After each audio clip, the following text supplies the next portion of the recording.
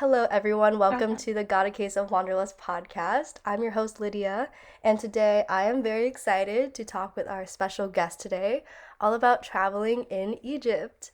So, Farah today is our expert on Egypt, who was born, raised, and currently living in Egypt, specifically the coastal city Alexandria, just northwest of the capital city of Cairo. Farah has also lived in Morocco and Spain and has extensive experience solo traveling throughout Europe. So, with that, let's dive right into the conversation. Thank you so much for your time today, Farah. Thank you for having me.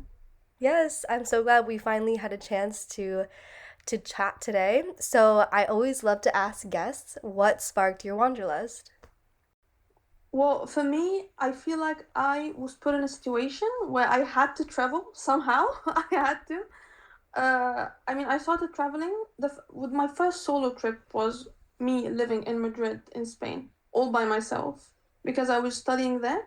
And it so happened that it was 2020 during COVID.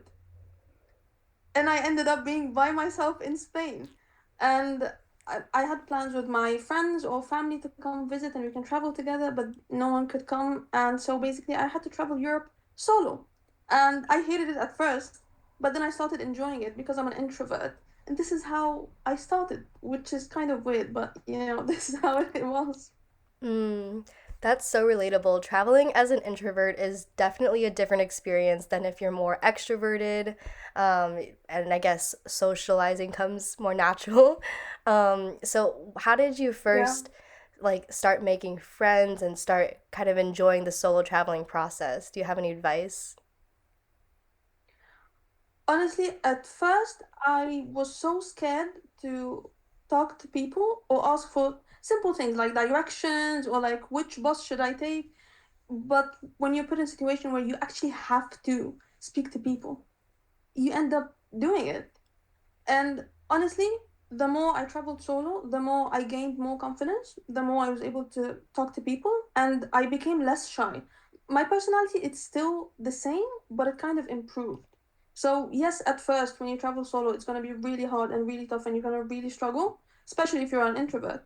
But then, as you do it more and more, you start gaining confidence, and you start talk to people and socialize. There are trips where I ended up not talking to anyone, just by myself because I felt like it. I enjoy my own company. And then there was other trips where I started talking to people. Maybe during tours, I would talk to people, make friends, we would hang out, and all of that. So each trip is really different, and I know it's scary for people to start solo traveling at first, but then once you do it, you start enjoying it and loving it.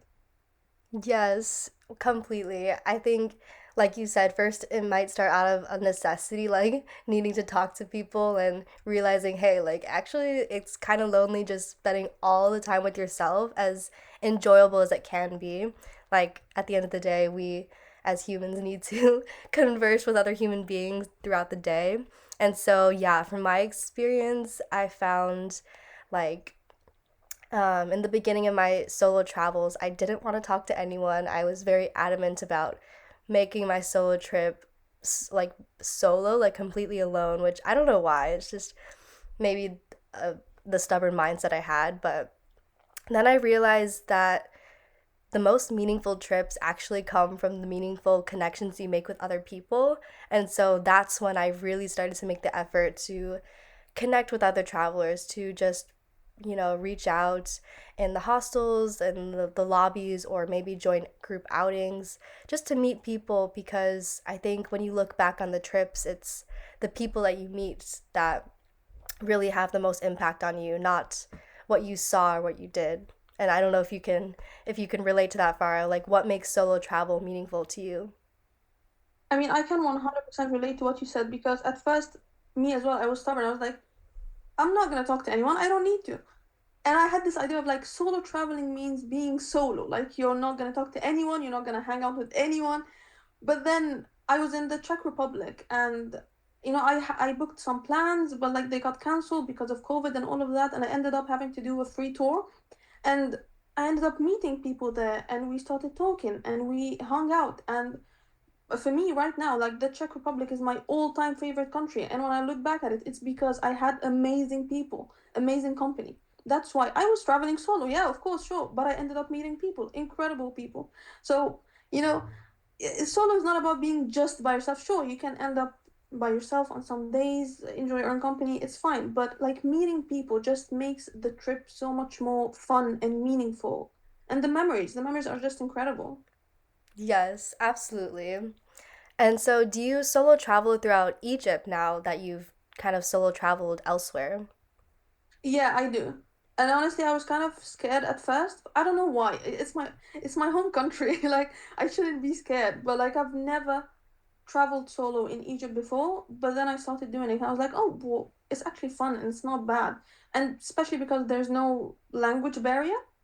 Like I speak Arabic like in Egypt, so I can talk to people, and I can't get lost. It's my own country and all, so it's been kind of easy for me actually. And I know that some people have this wrong idea about solo traveling in Egypt, but like I haven't struggled. I don't know because I'm from Egypt or not, but like I have not struggled. And also when it comes to safety, there's just a lot of misunderstanding, not just about Egypt, but like other countries as well, because you get a list of countries like, oh, the safest countries in the world.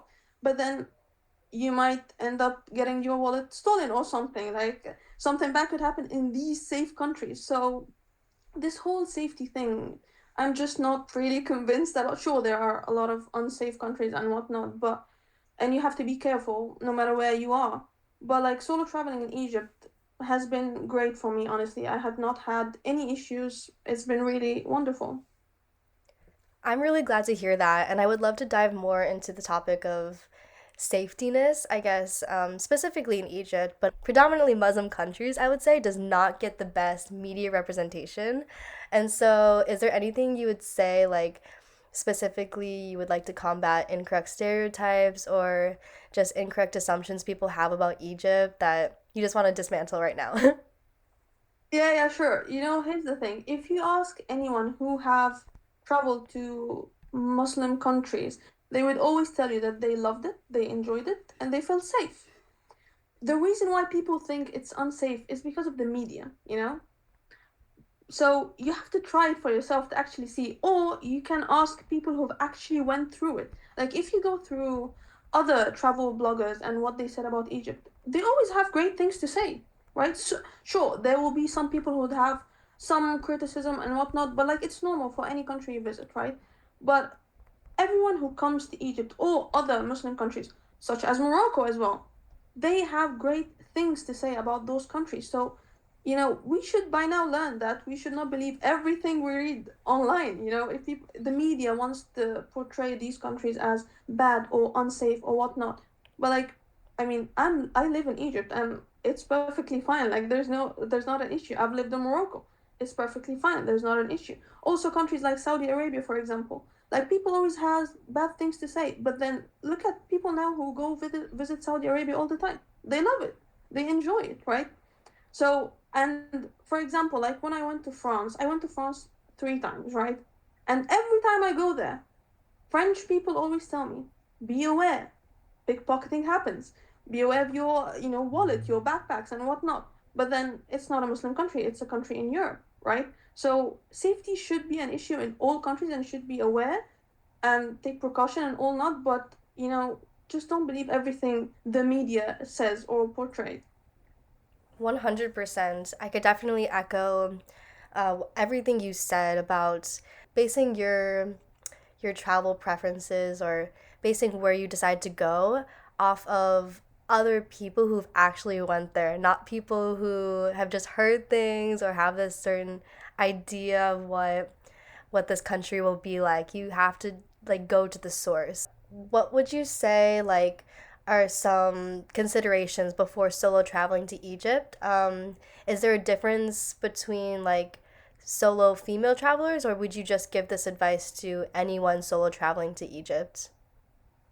I think I would always give advice to female solo travelers because as a guy, you're not gonna have the same struggles as a woman. Let's not lie about that. And it's just in every country, it's just not in Egypt or like anywhere else. But as a solo female traveler in Egypt, like you have to be really careful of certain areas. You have to respect the culture. Like, for example, in cities like Cairo or Alexandria, you have to be aware of what you wear. You know, you can't wear like revealing clothes and all that, because it's part of the culture. Like, you have to wear modest clothes. There will be other cities like Urgada or Sharm el Sheikh where you can wear whatever you want. Like, it doesn't matter. So being aware of the culture, what you wear, how you speak and deal with people. Try not to, attract attention. Don't stand out. Don't be a tourist. I mean, I would say that, yeah. But mostly, the only thing that you would have to worry about is what you wear. You don't want to attract attention with what you wear. As a guy, you're not gonna really struggle. And in general, in Egypt, like, we love tourists so much, and we're always friendly, and we always, help them to the point where people will host you at their houses with no cost at all. Like, they will invite you to have meals with them at their own home, because we're just Egypt, lives off tourism, and of course we get a lot of tourists all the time. So we love tourism and we love tourists, and it's not an issue if you come and travel. Just be aware of the culture itself in different cities and all of that. I think that would be the main thing to talk about. Other than that, it's just the same precautions as any other country. Yeah, yeah, absolutely. Just having that cultural sensitivity, especially when you're traveling to somewhere where religion is such an important aspect of the environment. Do you have any other like cultural like don'ts or do's when traveling to Egypt, just for general travelers, both female and male?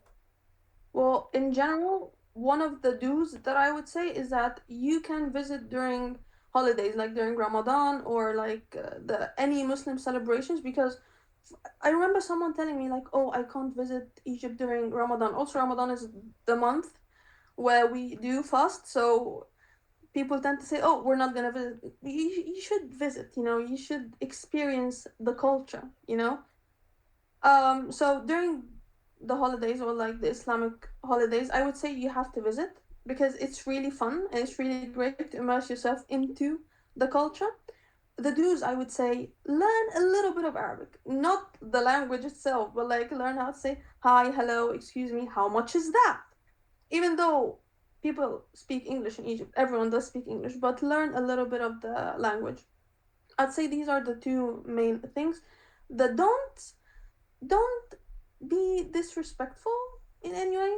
Like, as I said when I mentioned wearing modest clothes, if you don't, it's gonna be kind of disrespectful.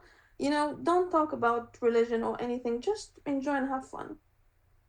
Yeah, those are some excellent tips for travelers. And just to, I guess, elaborate on what women maybe should be careful of wearing, when you say modest clothing, what do you mean? Well, specifically, like, I live in Alexandria. I'm not gonna wear like short skirts or like tank tops or whatnot. Like, you can wear t-shirts, it's fine. You can wear trousers, like, it's fine. But just like, don't wear a lot of revealing clothes in specific cities. But like, as I said, there are other cities where you don't have to worry about what you wear because there's a lot of tourists in these cities, so it's fine. So that's what I mean by modest. You don't have to like fully cover, like, you don't, I mean, I don't, it's fine, right? Just don't wear like shorts or like skirts or like whatnot, or like sleeve, just, you know Yeah. modest clothes. Yeah. Yeah, just I guess common sense based off what you see other people wearing. Like, don't be that person, like the only one wearing revealing outfits if everyone around you is kind of more dressing modestly. Yeah, because at the same time, like, even if you do that, it's gonna end up being uncomfortable for you. Like, people are gonna give you looks and whatnot. It's just not necessary. But for women as well, if you visit mosques, just have a scarf with you to cover your hair a little bit, and that's it. Okay. So I also want to know, like, what are your must visit cities or experiences to do in Egypt? Like for, I guess, maybe a first time visitor to Egypt. I know that people would like me to say the pyramids, which is kind of obvious. Like, I have to say Cairo and the pyramids, of course. But honestly, there are a lot of other hidden gems in Egypt that I would recommend beside Cairo. I know also Luxor and Aswan are very popular, but I would recommend visiting the Red Sea. If you like diving, you can go to the Red Sea. There are cities like Dahab, really popular, really great. If you like diving and swimming and all of that, this would be amazing. There's also the White Desert, which is a hidden gem as well. Even Egyptians don't know about. I would say have to visit. And where's And I feel that? like I The White have to Desert? mention, yeah, it's like the desert is white. Like it's not sand. It's just white. That's why it's called the White Desert. Wow. And is that in the southern part or is it more north? No, it's the southern. The north is near the sea, so there's not. Yes. It's not desert Okay. technically. And I also have.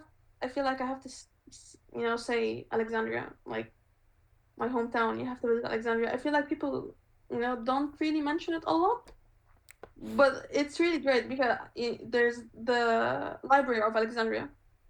That's the you have to visit. It's a must, I would say.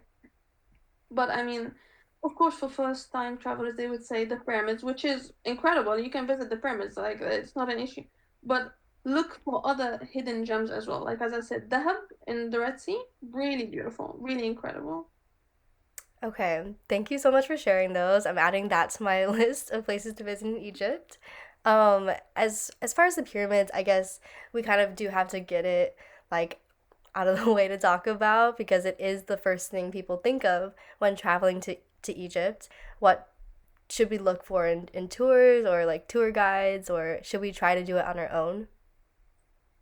You know, I always try to do things on my own, but I know in Egypt people tend to prefer having a guide because, it's different when you look at stuff by yourself and then you have someone else who explaining the history and everything to you, right? And there's also a lot of tourist traps, especially at the pyramids. So I would say having a guide would be perfect. You don't have to book like a tour with a company for like your whole trip in Egypt. You can just book a tour for the pyramids itself. But I would say something not to do at the pyramids. Do not support the ride of camels or horses. Like it's I would say it's unethical, and also you can walk, like it's not a long distance. You can perfectly walk. There's no need to support that. What are some common things to watch out for, like specifically maybe scams that tourists should be aware of? Oh, there's a lot of scams like any other country. Like you need to be aware of tourist scam because here in Egypt, when we see a tourist, we just, we're like, oh, we can make a bit more money out of that. So, for example, if you ride a taxi, like a normal taxi, the fare will be different for tourists. So I would recommend taking an Uber. Ubers are cheap in Egypt, like it's not an issue, and you know how much exactly your fare is gonna be. It's not gonna be different. There's no scam or anything, right? And for restaurants, of course, you're gonna see the prices in the menu on the menu itself. So just if someone comes to you and be like, "Oh, I have this amazing tool for this price. Oh, come, to my restaurant or come," just don't. You don't need to listen to them, because you can book everything online. You can find reputable companies. There's no need to listen to people on the street. Okay. And should we be aware of like haggling? Like, is that something tourists should be aware of as well? Or Oh do yeah, you... oh yeah, oh yeah, oh yeah. Trust me. But I feel like this is very common in most in North Africa and like the Middle East. Also in Morocco, I would say it's the same thing. Like, yeah, you need to haggle. So of course there's a difference between the stores where you go at the mall and not like they have the prices. You don't haggle there. But like I'm talking about like the bazaars or the boutiques or like whatnot, the small shops that don't have prices. They will give you a very high price at first. You need to learn how to haggle. You need to learn how to take that price down, honestly. Let's talk about Egyptian cuisine because I'm such a foodie and food is definitely one of the reasons we travel, right? To experience the gastronomy in different places. So, can you talk about maybe your favorite Egyptian foods and some must try things in Egypt? Yeah, well, I mean, for me, discovering a culture has to be done through cuisine. That is a must. And you don't have to be a foodie as well. Like, you just have to be open to try different foods. In Egypt, you know, we have a lot of different flavors. We don't use like salt and pepper and that's it. No, no, no. We use a lot of spices. Not spicy, but like spices, different spices. You're gonna taste a lot of different flavors. For me, my favorite Egyptian dish is koshari. Which is, should I explain what koshari is, or should I let people be surprised? I know what it is. It's a very heavy dish, but yeah, you could definitely explain. It is. Have you had it before? Yes, I've had it a couple times, once in New York and once in Chicago, and both times I was like so bloated afterwards. I was like, I'm Yeah, I'm not eating the because rest of the day. there's a lot of legumes in there. We have used a lot of lentils and chickpeas. It's like everything, like all the carbs in one dish. It's crazy. Yeah, but it's really tasty. Like it's one of my favorites. I absolutely love it. I don't know why. It's very Uh, good. So basically yeah, it is. the ingredients are rice, lentils, you have beans like chickpeas, you have some noodles too. What else am I missing? Yeah, we add two types of pasta. We add spaghetti and the ring pasta, so it is carb heavy. It must be such a comfort dish though, like for people in Egypt. Oh yeah, it is. When I was living in Spain, it's like the one thing that I wanted to eat. Mm. You couldn't find any Also, Egyptian besides, restaurants? there is in Madrid. Okay. I don't think I I took found my friends any. there. It was near my apartment there. I can't remember the name of the restaurant, which is really terrible because I want to recommend it to people. But if you search Egyptian restaurant Madrid, like it will come up. Okay. And I took my friends there, and we had basically Egyptian rice, which is made with vermicelli, not just Mm. typical white rice. This is Egyptian rice. And we had a dish called molokhia, which is basically this green herb that you make it into a soup and you add it on top of your rice. And it's like incredible, honestly. I'm not just saying this because I'm Egyptian, but like my friends absolutely loved it. Also, if you're someone who eats meat, having grilled Egyptian meat, you would enjoy that. And also, if you go to an Egyptian restaurant, the first thing that would they would put on your table would be a bunch of salads and bread, like freshly made bread. That is Uh, something I adore about that was something I adored when I went to Morocco is the bread culture. And I heard it's the same in Egypt. I once read an article that Egypt consumes the most of the world's bread. And I love that. that's true. That's actually true. Yeah, yeah. I love Like that so Egyptians much. cannot live without bread. It's true. Like we love bread so much. And also for me, like I grew up eating a lot of sandwiches, especially like my mom made a lot of sandwiches. I've because in Asia they would eat a lot of rice. We're the opposite. We're like bread. We love bread. We eat a lot of bread. I adore bread. It's one of my favorite foods, which is like kind of weird, but I mean, I love it. I can't explain why. I just love bread. I mean, I also love bread. I feel like because there's a lot of variety of bread. You can have pita bread, or like you can have toast. You can have, there's a lot of variety when it comes to bread, and you don't have to have just you can have it sweet as well.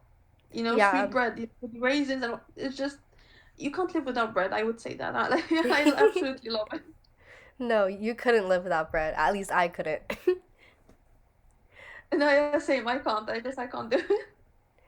So, my rapid fire questions are number one, what is the next dream destination for you? Hong Kong. Ooh, okay. Number two, what is a memorable meal you've had when traveling? I had chicken schnitzels when I was at Prague, which was the best thing ever. Ooh, okay. I don't think I've had that. And lastly, what is a special place in your heart? Special place in my heart. I would say Luxembourg. Oh, okay. Wait, can you elaborate on that?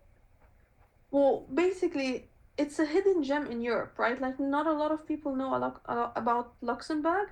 And when I went there, I literally did not see anyone. Like, I can walk for an hour and not see people, but at the same time, it's completely safe.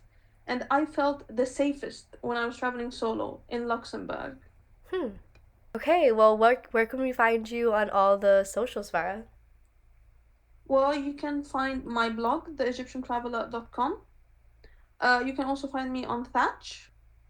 I don't really use Instagram, but if you want to follow me, you can. At the Egyptian Traveler blog, you can find me there. Okay, perfect. I'll put all those in the show notes. And once again, thank you so much for sharing all your insight today. Thank you so much for having me.